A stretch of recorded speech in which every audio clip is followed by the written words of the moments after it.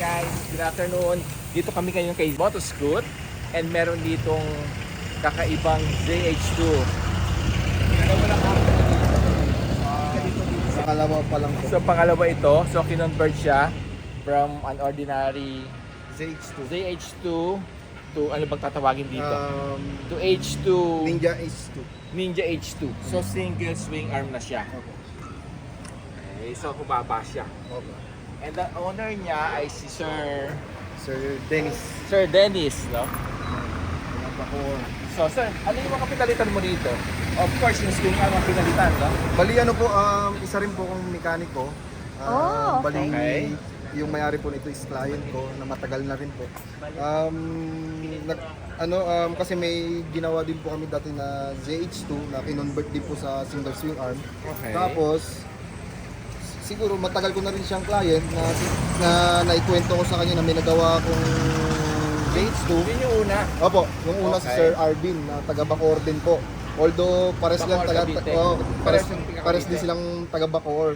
Okay. Opo, tapos nangyari po noon na first na ginawa yon, tapos naikwento ko sa kanya na may nagawa na kaming ZH2. Tapos syempre medyo nagandahan po siya, maganda yung forma. Oo. Yun, nagpa-order din po siya sa akin na single swing arm. Kaso nga lang po nung una, matagal na po, siguro last year pa po siya nagpapa-order sa akin. Kaso nga lang po, pahirapan makahanap ng kung saan makakabili. Lalo na sa US pa nabibili. So orderin pa to, no? Orderin pa po siya. Tapos, yung kay Sir Arvin po kasi, na-timingan niya na nakahanap siya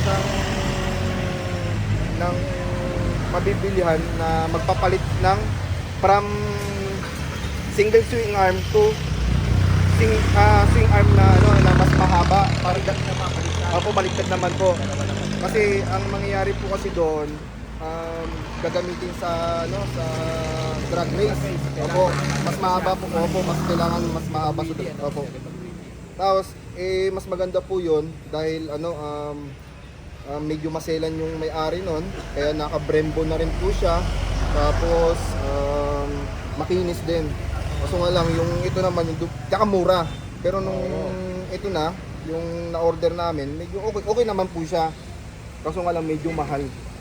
Okay, so Opo. lahat magkano ng sa parts? Ang magkano una parts po sa naming ang parts po kasi umabot ng ng yung una, yung single swing arm tsaka yung mags pa lang po is umabot ng 180,000.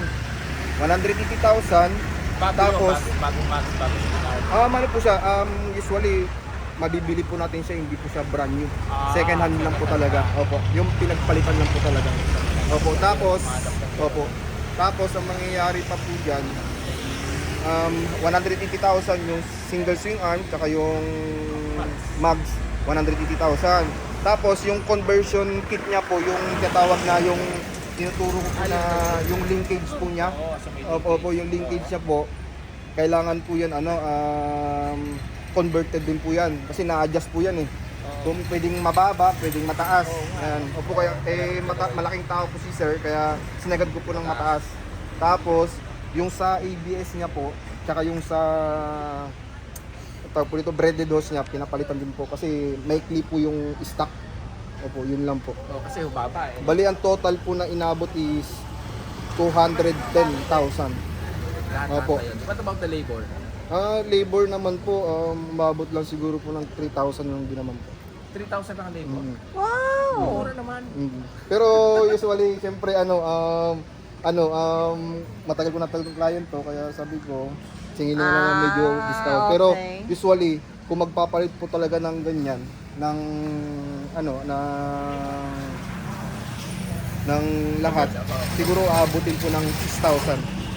Sa labor. Opo, sa labor. Paano na labor? Hindi, usually po sa motorsport po kasi hindi naman po talaga usually mataas mag-labor eh. Talagang kumbaga hindi naman po tayo maggagawa ng kumbaga parang pera-pera na lang. Kumbaga ang mangyayari diyan kahit mura yung Parang labor, tulo, parang pulido. Pulido. So ang challenge dito maghanap ng second hand na parts, ano? Opo, bali may mga nakukuha na naman po kaso nga lang napakatagal lang po talaga. Opo. Kasi katulad yun, last year pa po nagpapahanap sa akin. Tapos inukulit pa ako. Eh siyempre ako naman po, nag-iiwas ako na maghanap kasi usually ang kakausapin mo dun mga foreigner di naman po ako masyadong kagalingan sa English. Kaya pahirapan din po. Kaya yun. Although yung misis ko magaling naman mag-English, gitu ganun. Nakahanap naman po ng mabibilhan na. Sa ibang bansa ko. Opo. Ibang bansa talaga. What about kung halimbawa brand new ang kukunin ng parts, malaking Ay, difference. malaki po ang difference. Parang Iba ang rate. Kasi kung dito pa lang sa Pilipinas, kung order ka pa lang po, pag wala sa planta, kunyari sa planta. Pag wala sa planta, kunyari may stock sa planta. 3 to 4 weeks bago dumating. Diyan pa lang yun sa Alabang pa lang yun. Tapos ang price, malaking difference. Malaking difference po. Malaking difference po pag stock. Kasi, kumbaga, Magka-brand new. tornilyo lang po 6 na tornilyo na para doon. In-order ko, 1.7 na agad. Wow. Tornilyo lang po yun. Paano po kung original na Magzen tsaka So dapat, C-arm? nakakapanood ako sa YouTube yung Moore Mafia. Hindi ba sila yung nagkakaroon ng mga extended? Siguro hindi mga nagpapalitan. Yun po yun. Usually yun po talaga. More. Ng swing arm. Oo. Kasi ang hahaba. Pero yung iba naman po, yung mga total rate, yung mga ganun. Siyempre, ang total rate, yung mga tama lang talaga yun, yung mga unahan. Tapos gas na lang Sa po yung... preserve yung ganito Mm. pwede. Okay. So Dennis, thank you. Thank you rin po. Sir Dennis. Bali, ang name ko po is Kevin. Bali, ang owner po niyan is Dennis.